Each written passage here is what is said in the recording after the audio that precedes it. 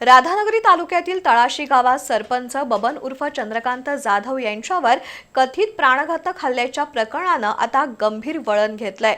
या प्रकरणात जिल्हा परिषद सदस्य अरुण जाधव यांनी थेट पलटवार करत हल्ल्याचा आरोप फेटाळून लावलाय। सरपंचांवर कोणीही हल्ला केला नाही, त्यांनी स्वतःची गाडी फोडून हल्ल्याचा बनाव केल्याचा आरोप अरुण जाधव यांनी केला। तळाशी इथं घेण्यात आलेल्या पत्रकार परिषदेत ते बोलत होते। राधानगरी तालुक्यातील तळाशी इथं जिल्हा परिषद सदस्य अरुण जाधव आणि सरपंच बबन जाधव यांच्या गटात रविवारी तुंबळ मारामारी झाली। याबाबत अरुण जाधव यांनी पत्रकार परिषद घेऊन भूमिका स्पष्ट केली। सरपंच बबन जाधव यांच्यावर कोणताही हल्ला झालेला नाही, तसंच त्यांच्या चारचाकी वाहनाचं नुकसानही कुणी केलं नसून त्यांनी स्वतःच गाडी फोडून हल्ला झाल्याचा बनाव रचल्याचा आरोप अरुण जाधव यांनी केला।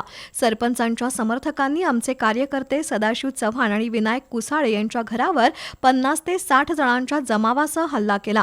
या हल्ल्यात घरांची आणि वाहनांची मोठ्या प्रमाणात तोडफोड झाली असून संबंधितांवर कठोर कारवाई करण्याची मागणी त्यांनी पोलिसांकडे केली आहे।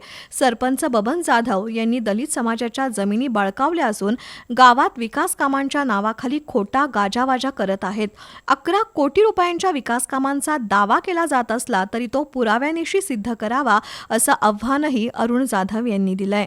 तळाशीतील हल्ल्याप्रकरणी परस्पर विरोधी आरोपांमुळे तळाशी गावातील वातावरण तणावपूर्ण बनलं असून पोलिसांनी या प्रकरणात निपक्ष चौकशी करून सत्य समोर आणावं अशी मागणी अरुण जाधव गटाकडून होत आहे।